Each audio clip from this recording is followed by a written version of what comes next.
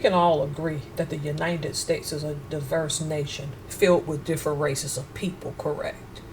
I mean, we can all sit and actually 100% agree that there are multiple races of people in the United States, okay? And it goes without saying that not all people are the same. That goes without saying. So when I make this video, understand I don't make it to attack any one race of person, but whilst not making that attack, we have to discuss things for what they are, even if it makes us uncomfortable, okay? I was always going to touch on this subject.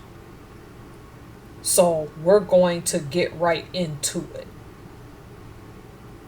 There was a kid named Marquise that around the same time as Nolan Wells thought he was going to drown.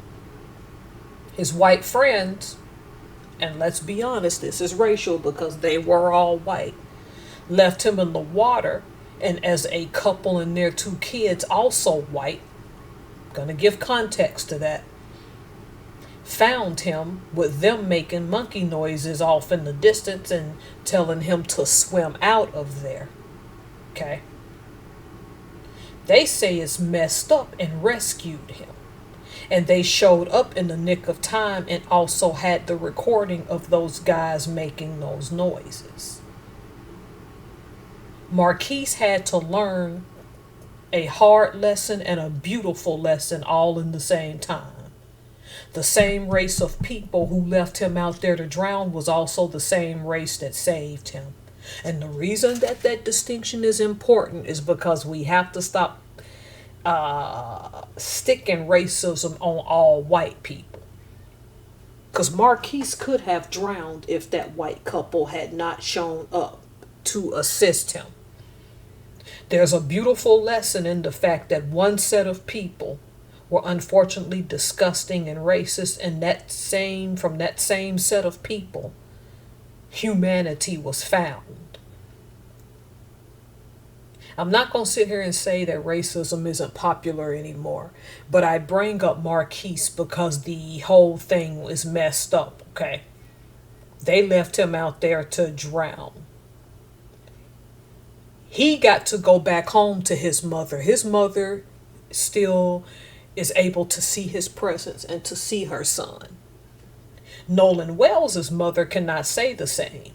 And despite the fact that this young man was a well-liked young man, what are we going to start doing? Finding some way to attack his character or associate criminality on Nolan that we have no proof was there.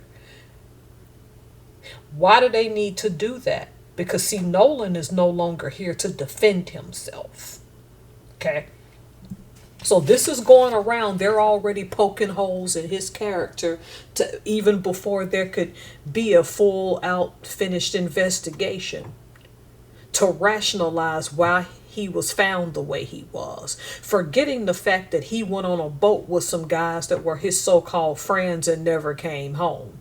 How do you rationalize explaining that he went with his friends and never returned with them, and to boot they went back to their families and still enjoyed the holiday? And you wonder why Frederick Douglass said, what is the 4th of July to the Negro? Or to the slave, for that matter. And for that to happen, that symbology is really important. Let us all go ahead and take us a unfortunate journey online to one of the most racist states still in our union. Let's just call it what it is, Mississippi. You see, the thing about Nolan that upsets me is the way in which he was raised. And some people will say, well, you don't have any business saying that he didn't deserve that. No. A huge part of me believes that he was not taught to mind his surroundings whilst living in a state that was known for its brutality against people who look like him. You see, when Medgar Evers returned home that night many years ago, turned off the engine to his car and stepped out to go and be with his family, We can't be naive. He knew he had a target on his back because he's Medgar Evers and he was challenging the status quo at the time.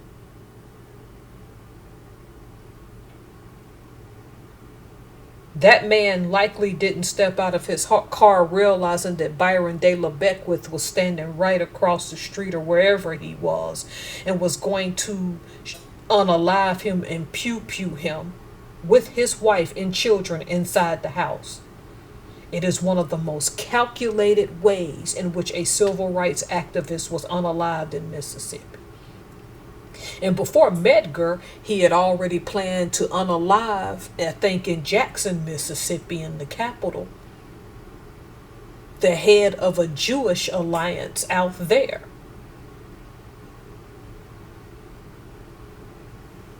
Then we have Emmett Till, the young man visiting relatives in the South from the North, who by all appearances was also a good kid. And look, Emmett didn't deserve what he got, but his mother and his cousins tried to tell him there's a part of Emmett Till that was ostensibly naive and didn't realize that some things you could get by with in the North, and we can even argue in the North you couldn't always get by with it, were definite no-nos in the South. I found out about Medgar and Emmett at the same time in the mid-90s when I was 15 years old. That's 1995. And I saw the movie with Whoopi Goldberg and Alec Baldwin, Ghost of Mississippi, when Byron de la Beckwith finally went to prison. And that's also the first time I saw Emmett Till's image in that coffin, because his mother forced that image onto the spotlight. If y'all want to go look that up, be my guest. That's brutal. I can't punish people like this. And simply the fact that it's a possibility that Nolan kind of suffered a similar fate, maybe not as bad, but it's still bad. You see, Medgar and Emmett had two different wisdoms. Medgar grew up with it.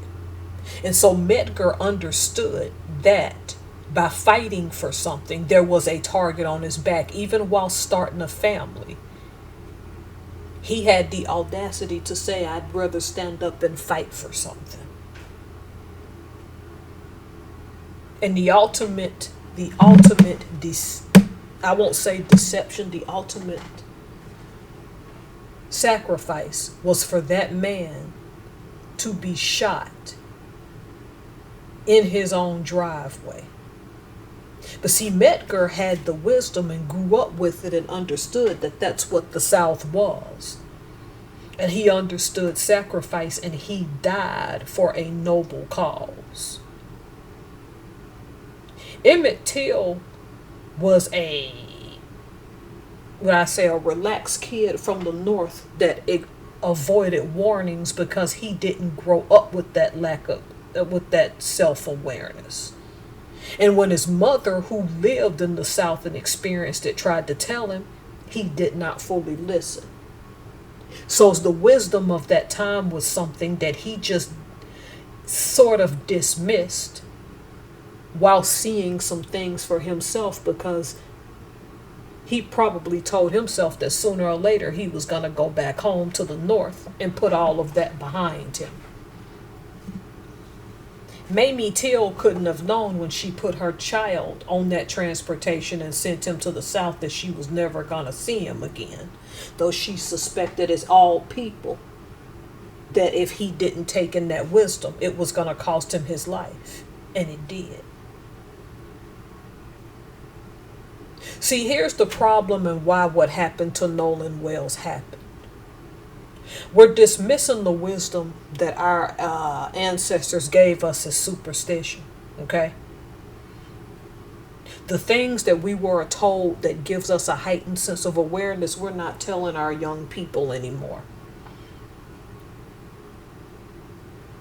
And the question I always asked myself was, did Nolan's parents, now his mom being half Asian matters because there were Asians in the Mississippi Delta and they're still there, and that's a whole nother thing we're not going to hash out in this video. Okay.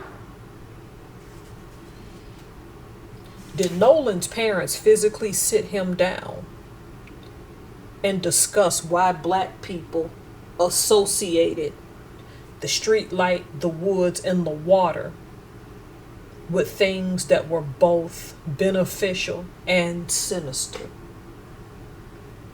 The street light I won't talk about because I've done a video on that before. Also, I have one that I had pre-made for the fall about street light philosophy and our young people being out at night. So we're gonna focus more on the woods and the water, okay?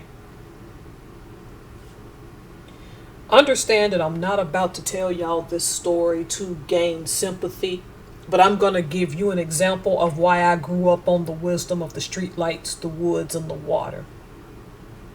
This is a family photo of mine of an uncle that for years I believed was a myth because I had no tangible proof that he ever existed, only stories. And I keep forgetting that photographs were fairly expensive back then, so they weren't going to be easily attainable.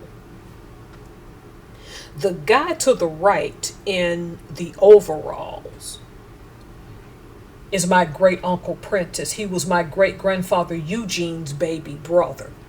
And he left this world at a fairly early age. To his left standing is his wife Lottie Oldeker. And of course she took the name Lottie Wallace when she married my great uncle. Seated on the ground is Lottie and my uncle Prentice's only child Velma. And then kneeling is Lottie's father, which I forgot his name, but he is an Oldeker. Okay. I won't discuss why Lottie and Prentice seem to be spread away from each other. And again, before I tell this story or give you some anecdotal thing about it, I need you to understand I'm not telling you this for sympathy. It's just Prentice's story is a prime example of why I was told as a kid to avoid the woods, but I didn't learn about him till my late 30s. I'd only known, I think, about my great grandfather Eugene's sister Vanilla. And she lived for a while, but I'd never really known about Prentice. And we found this photo after my grandmother passed. Prentice, it's generally believed that Prentice went off in the woods by himself in the early 20th century. I forgot what year he passed away. We're talking probably way before the 1940s. Prentice went out in the woods squirrel hunting because squirrel was eaten as meat. I know we think that's crazy now, but people got their protein how they got it back then. It is generally known that he went off in the woods squirrel hunting, and he never came back. I don't know how long it took them to find his body, but he was found slumped under a tree, rifle in hand, like he was napping. Now, some of my family find this, they can all explain what happened, but I'm telling you what I know. Two theories emerged. One, that either the Klan unalived him in some type of way and left him there, or that he met some type of foul play by someone who was not necessarily in the Klan, but not necessarily black either. See, the reason I never believed the Ku Klux Klan did it is because he was found slumped under the tree with no marks on his neck, and you know where I'm going with that. He wasn't found as strange fruit. And number two, if they had done it, why leave him there and not steal the rifle? And that in that part of North Alabama at that time in history, they would have gotten by with it. The general family consensus, because this is my maternal side, My great grandfather Eugene was my late grandmother's father. The general consensus is that although Prentice went off in those woods by himself, he probably shouldn't have gone off in those woods by himself. And perhaps he was comfortable because that is all he'd ever known, even if he realized there was Jim Crow in the area as well.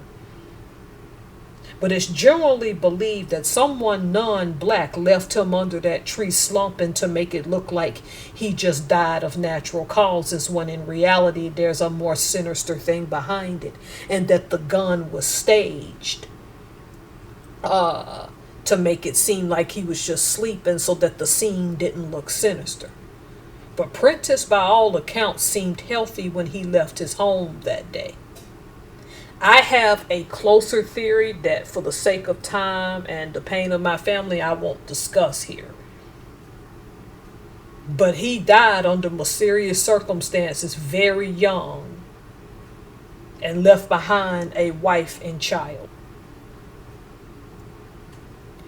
I have a second story that I was talking to my dad this past weekend on the phone. And I remember finally saying that a neighbor of his, the daughter was just adamant that I had to go on the lake with her, non-black as well. We had had a falling out. And my dad's thing was, no, you ain't going on that lake. And I said, Pop, I always knew that girl was jealous of me. And I'm sure she wanted to take me, knowing I can't swim, out on that lake and try something. And he genuinely agreed that that's what was probably going to happen to me. So as a person who is black and who grew up with two boomer parents, and we do crap on boomers, and boomers are responsible for a lot of things. The one thing I can say about my boomer parents is that I was well warned in my elementary school days of the woods, the street light, and the water.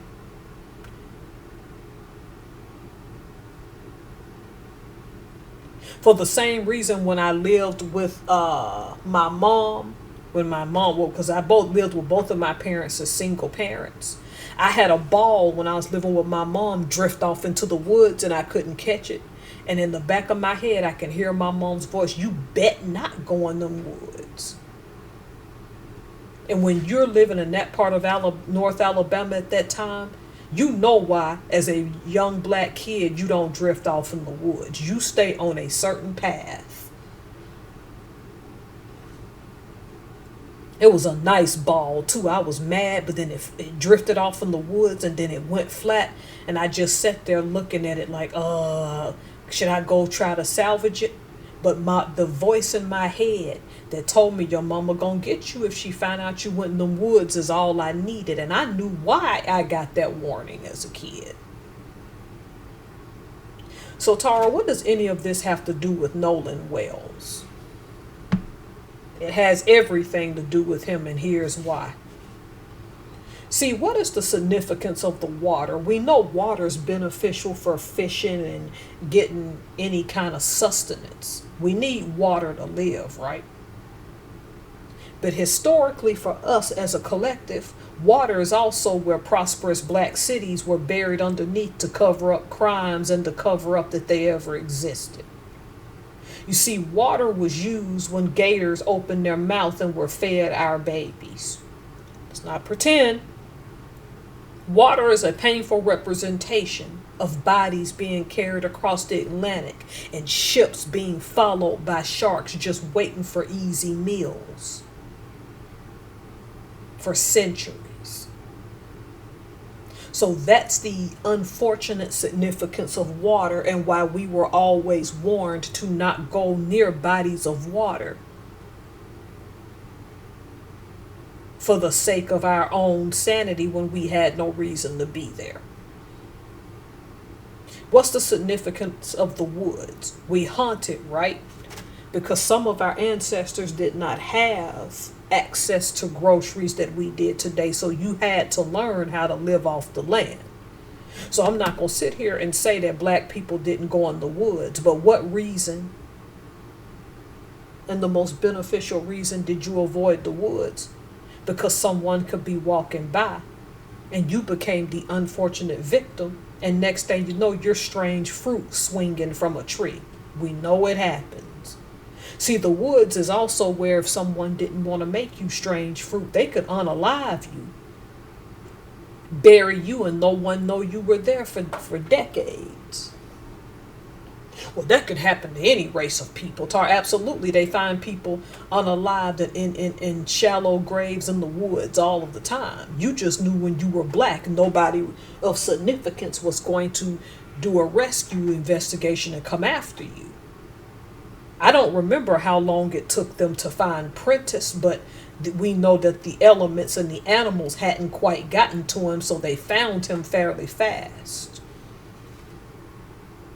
But my family knew those stories, and Prentice was so painful, people couldn't tell me that. Into after the 2010s, when I was already grown and approaching my 40s. That's how painful the foul play of his death was. But Tara, again, what does this have to do with Nolan Wells? Here's what I suspect was happening with Nolan Wells. I suspect that Nolan, in the back of his mind, convinced himself that he lived in a reality that is a myth, and the myth of the post-racial society. Post-racial society is a myth, okay? We fight over race all the time. Well, we don't have to do that. That's not the point. We still do.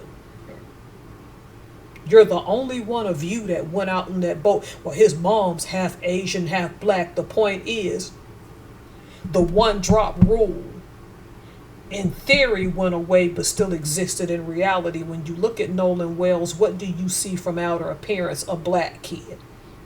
This does not diminish his Asian heritage, and I want Asians to know that if they ever listen to this, because we know that there were Asians that were or we would say really neglected in the Mississippi Delta as well. So that has to juxtapose with this story as well. I don't necessarily think that Nolan, was Chinese. I think his mother is Korean. This stuff is going to keep happening so long as you assume that the post-racial society is in play. Because if someone wants to commit foul play on you and your skin color plays a role, all they have to do is lull you to sleep and make you believe, oh, color ain't a thing. I don't see color. Color don't matter. When somebody tell you they don't see color, you never fully believe that. I've let people tell me that to their face and shake my head and say to the back of my head, I'm not going nowhere with you by myself. This is a country that's nothing but seen color since its inception. And don't get me wrong, this is not a knock on the United States. I served this country for 8 years proudly. This is my country. Is it a post-racial country? Absolutely not, and it never will be. And I'm hoping Nolan's death will show you this. And this is not to say you can't have friends of other races. But you need to watch people's body language as well as what comes out of their mouth and consider where they're taking you. Isolation almost always has a sinister plot to it. Well, he wasn't isolated because there was other people, but he went as the only one of himself. And we know historically what that means. When Emmett Till was yanked out of his relative's home that he was visiting in Mississippi, he was the only one of himself in that car, and was beaten and tied down and thrown into water. That is why water's painful for black people. Oh, y'all can't swim. No, you don't understand the pain behind it. Because you don't want to understand, because certain people benefited from us being in pain.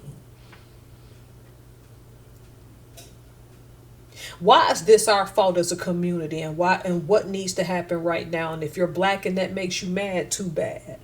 Because I'm noticing that black children, particularly born between the year 2000 or now, were not imparted with this wisdom of what happens with the street light, the woods, and the water. Again, we'll stick with the woods and the water.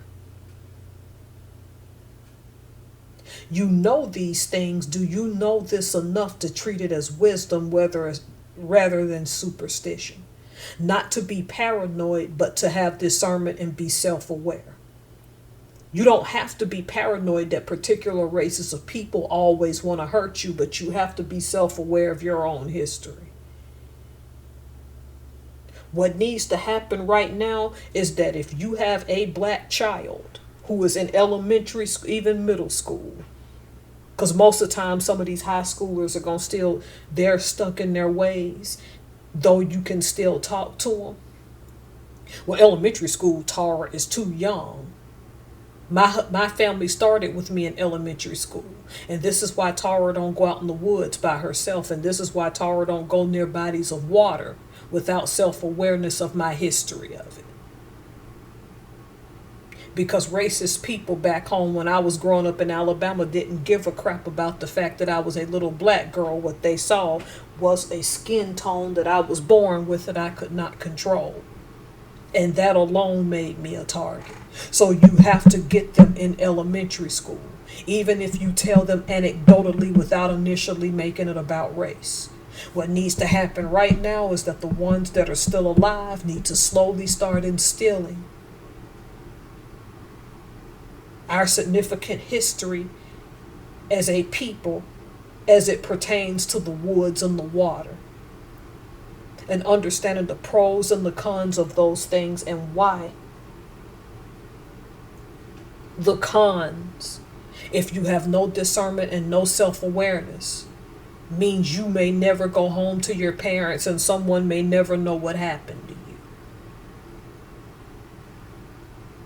Don't understand my ending to this video.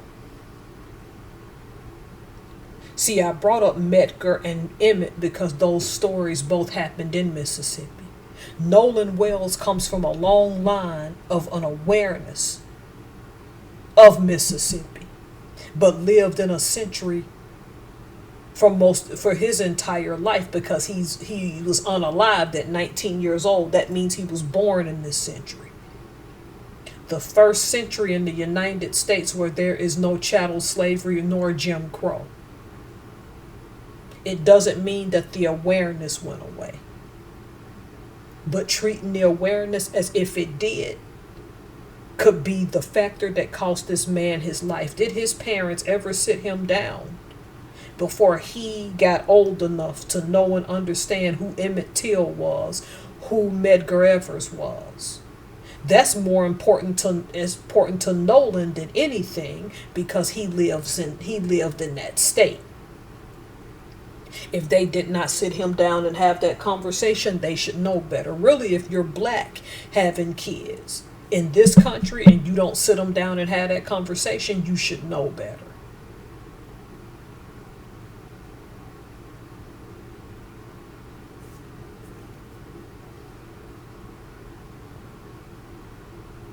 Preservation means it's time for us to get back to talking about that wisdom. The only way to ensure the survival of black children in this country is to discuss that wisdom. Not because all people of other races are racist against black people. They're not. We know they're not. But because while you've lulled and pacified yourself into the post-racial society, they can care less about how that can come back to hurt you in the future. If they allow you to live to have one. That's just my 2 cents. We let these young people down. We got to get back to talking about wisdom, discussing wisdom of how you avoid certain places, not because you need to fully avoid the woods. If you like hunting, by all means do it. If you like fishing, by all means do it. Just be aware of your surroundings. Because somebody can want to hurt you for biological features that you can't control. And with the knowledge, which is real scary, that even in post-chattel slavery and post-Jim Crow United States, that the justice system is stacked in their favor and they're going to get by with it. Knowledge and understanding your history with the woods and the water is the only way to combat this. Make your children a priority. Make teaching them their history a priority, so that we can avoid what happened to Nolan Wells and our future little black boys and girls coming up right now. Y'all take care. Thank you for listening to my rant, and rest in peace, Nolan Wells. Y'all have a great day.